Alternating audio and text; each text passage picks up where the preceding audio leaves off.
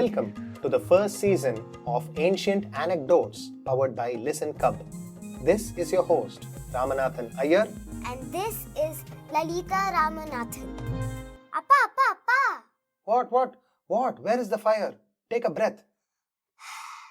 I found out who it is. Who is who? The devotee who made Krishna wait. Who? The devotee who made Krishna wait, Pa. Oh, she's going around in circles. Lalitama, who is it? What is the name of the devotee who made Krishna wait? Oh, you mean the answer? Is it Pundarika from the Panduranga Mahatmya? I read this story, but the story has so many connections here and there. Can you tell me the story again, please? First of all, good job. Well done finding out. I will attempt to cover the main sections of the story, okay? Let's get started. Now get this, there are different versions of this story of Pundarika.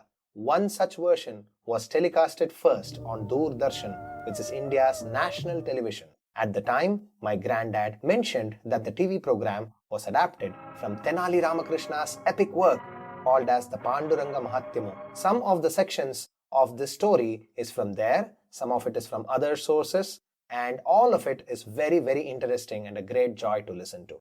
As usual, you have to pay close attention as we will talk about multiple points in time.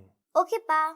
There are two parts to the story. The first part starts sometime when the Satya Yuga was about to end and the Treta Yuga had not yet started. So it is a period of great adharma. Even the great Indra disrespected his guru and preceptor and had also managed to kill two tapasvis. As a result, Indra came under the influence of the Brahma Hatya dosha and was hence cursed to become a rock. He sought the help of Lord Narayana. The Lord asks Indra to wait patiently as a rock until the right time comes along and Narayana himself can rid Indra of the curse. Oh God, the kind of trouble Indra gets himself into. Undoubtedly. As we discussed before, the second part of the story has a lot of versions. The version my granddad told me starts with the great Janudeva Rishi and his wife Satyavati. They have a son called Pundarika. They bring Pundarika up with a good education and get him married to a good girl. But unfortunately, Pundarika falls from dharma and cultivates bad habits. He also behaves very badly with his aged parents. He never gives them proper respect and doesn't heed their words. Their parents are in great agony and can't bear to see their son turn away from the path of righteousness in spite of their good advice. So Janudeva and Satyavati decide to leave Pundarika and go to Kashi. A large group of people from their village in present-day Maharashtra was travelling to Kashi by foot. Unable to face the fact that they were not able to bring a positive change in Pundarika, the parents silently leave their son behind and aim to travel far away to live the rest of their days in peace. It is a long and tiring journey to Kashi. Appa, didn't they get any form of transport? No dear, they couldn't afford horses. They were also old and the pilgrimages were mostly done by foot those days. Meanwhile, back home, Pundarika was roaming around in his village on his horse and passed by a temple on the way. He hears some chanting going on and from the sound he recognizes that a saint was expounding the Skanda Purana to some devotees inside the temple. He realizes from his Vedic tutelage that the saint is currently explaining the Kashi Khanda and almost 100 chapters have gone by in the Uttarardha. Overcome by curiousness, Pundarika stops to listen more. The saint seemed to be mentioning the Falastuti or the result of going to Kashi Kshetra. The saint remarks that there is a Mukti Mandapa there in Kashi and even hearing about the temple, the listener becomes free from all sins committed in his birth. Hearing this one sentence, an intense urge to visit Kashi is born within him. Pundarika realized suddenly that he has become tired of his bad ways. He really wants to turn over a new leaf and badly needs direction. He remembers his parents and goes to his parents' house to seek guidance. But when he reached their house, Pundarika realizes that his parents have decided to abandon all ties with him and go to Kashi to live without him. Pundarika felt anger that at a time when he needs his parents the most, they have deserted his side. In a fit of anger, he got back on his horse and decides to reach the holy city of Kashi before his parents and get moral instruction without any help from them. As Pundarika passed the group traveling to Kashi, he sees his parents struggling to walk, but he ignores their plight and rides on. After a day's gallop, Pundarika and his horse reach the banks of the Bhimarathi river and camp at the hermitage of a revered sage called Kukkutamuni. Pundarika meets the venerable sage and asks him, "I need to reach Kashi, O great sage. Am I going in the right direction?" Surprisingly, the sage remarks, "Kashi? You are going to Kashi? I haven't heard of this place." Pundarika scorns at the sage, remarking, "Your hermitage is right on the way to Kashi, and you have no knowledge of such a divine place? What sort of a sage are you anyway?" How can he speak to a Swami like that? What did the sage reply, Pa? The sage, however, is unfazed by these remarks and kindly offers Pundarika a place to stay for the night. Pundarika's parents are still a full day behind him, so Pundarika decides to rest there. His night passes badly as his sleep is unsettled and disturbed.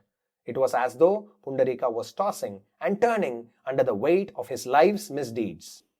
In the wee hours of dawn, Pundarika suddenly spies on 3 very old and dirty-looking women slowly entering Kukkutaswami's hermitage. They looked hideous and disfigured and wore clothes that bespoke years and years of wear and dirt. They slowly picked up some brooms and some water and started cleaning the hermitage. Pundarika sat upright and wondered, who are these women and why are they cleaning the hermitage at this hour? Very painfully, the women started moving here and there as Pundarika watched, and as the hermitage became cleaner and cleaner, the women started changing. Their gaits became more easier and they started becoming younger. The lines and wrinkles on their faces ironed themselves out and supple skin started appearing in their place. As he watched in wonder and as time passed, their hunched back slowly straightened and their clothes became brighter. He just couldn't believe his eyes. Why, Pa? What happened? He had never seen anything like this. It was such wonder and awe. Oh God! Yes, I got it the first time. The suspense is... What? What happened? There, right in front of him, like caterpillars changed into butterflies, the 3 ladies appeared like divine beings now. They wore regal-looking dresses bedecked with sparkling gems. They appeared young. Their faces became a thing of beauty and depth. Their chores completed, the ladies were preparing to leave. Pundarika's curiosity was gnawing into his skull. Awkwardly, he arose and ran towards them and fell at the feet of one of the ladies who appeared elder than the other 2. To his surprise, the 3 seemed to recognize him and the other 2 ladies took a hasty step backwards in disdain. The elder lady, however, stood firm but didn't seem happy. "Amma, please tell me who you all are. I just saw 3 really old ladies entering the hermitage, and before my very eyes you have changed into divine goddesses. How did this miracle happen?" The eldest one replied, addressing Pundarika by name. "Pundarika, we are the perennial rivers, Ganga, Yamuna and Saraswati. People from all over the land come to holy places and take a dip in our waters. We collect the people's sins and make them clean again. We turn old and dirty in the process. We come here again to regain our original form and to continue our service. Amma, I have heard that the temple of Vishwanatha Swami at Kashi is the shrine that bestows the highest purity. You know this as you yourself flow there. Why then come here, O Devi? What is so special about this place?" asked Pundarika. Ganga looked piteously at Pundarika's ignorance. The great Kukkutaswami serves his parents with such abiding devotion. His world revolves around the seva to his parents. To cleanse ourselves of all the accumulated sins of the world, we find it better to do seva in such a place rather than even traveling to Kashi. Amma, can I ask why all of you looked at me with so much disgust in the beginning when I approached you? Pundarika persisted. Don't you realize that when you travel to Kashi and finally take a dip in our waters, we only have to collect all your sins? You are the worst sinner in the world, as you have never ever once in your life respected or even served your parents, thundered Ganga. She whisked her hands out of the grasp of a bewildered Pundarika, collected her companions, and walked ahead. In a few seconds, their tinkling anklet sounds were doused by the gushing waters of the Bhimarathi river, accentuated by the sounds of the nighttime crickets and toads. Pundarika wanted to run behind the Devis, but his feet refused to move and he stood rooted to the spot. He squeezed his eyes shut. The full purport and the importance of serving his parents dawned on him, engulfing his guilt of having ill-treated his poor parents. He opened his eyes and dashed into the night towards the stable. He hoisted himself onto his steed. What? Is it morning already? Neighed the surprised horse sleepily. Pundarika lowered his head to the groggy horse and pleaded with it. Listen, my friend, please understand. I wouldn't disturb you if it weren't so important. Yes, you would, retorted the steed. Where are we going? We have to get our parents here, said Pundarika. Finally, thank God. When did you see the light? The horse neighed and they sped away into the night. Pundarika brings his aged parents to sage Kukuta's ashrama. He takes the old sage's blessings and proceeds to build a lovely hut for his parents on the far edge of the Niti Ramanathan forest. He started serving them with zeal and devotion. Janudeva's happiness knew no bounds. That's it? Is the story over? Where is Krishna?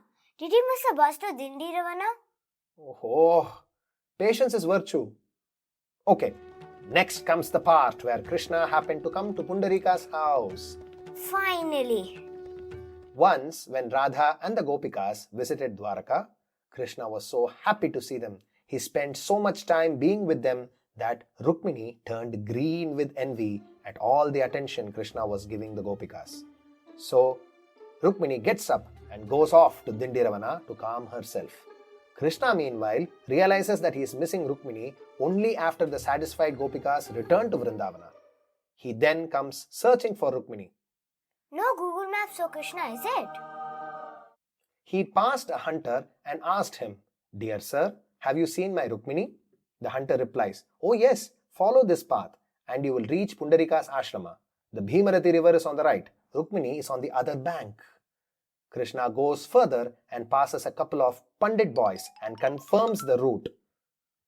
On the bank of the Bhimarathi, opposite to Pundarika's ashrama, said the boys. That name again, wonders Krishna. Who is this Pundarika? He asks the boys. The boys giggle and run away. He then passes a potter and a sweet seller, and every single person he asked first describe Pundarika's ashrama as the landmark and then tell Krishna where Rukmini is. Krishna reaches the marked place, finds Rukmini there and pacifies her. Soon it is time to return to Dwaraka. But Krishna is super impressed with Pundarika's bhakti towards his parents. And so he convinces Rukmini to make a quick pit stop at Pundarika's house. Lalita ma'am, you say what Rukmini would have said? I know what happens when you meet devotees. You lose track of time totally. Just keep a watch on the time and don't delay us too much. Yes, it won't take much time, dearest. We will be in and out in seconds, assured Krishna with twinkling eyes. Rukmini rolls her eyelids. Krishna and Rukmini arrived at Pundarika's ashrama, and at the exact time, Janudeva and Satyavati had just had their lunch. It was time for Janudeva's afternoon nap, and Pundarika was pressing their feet. Krishna rang the bell. Appa, trains and buses are not there, but huts having doorbells, is it? Okay. Now pay attention. This is the key part of the story. Krishna comes to the entrance and calls out to Pundarika. Pundarika, look who has come. It is Rukmini and Krishna.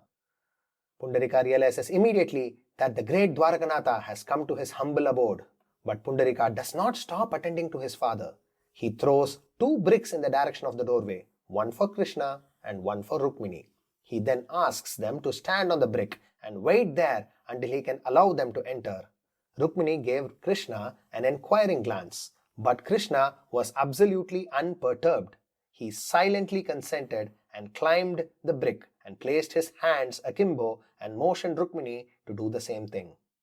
Appa, what is akimbo?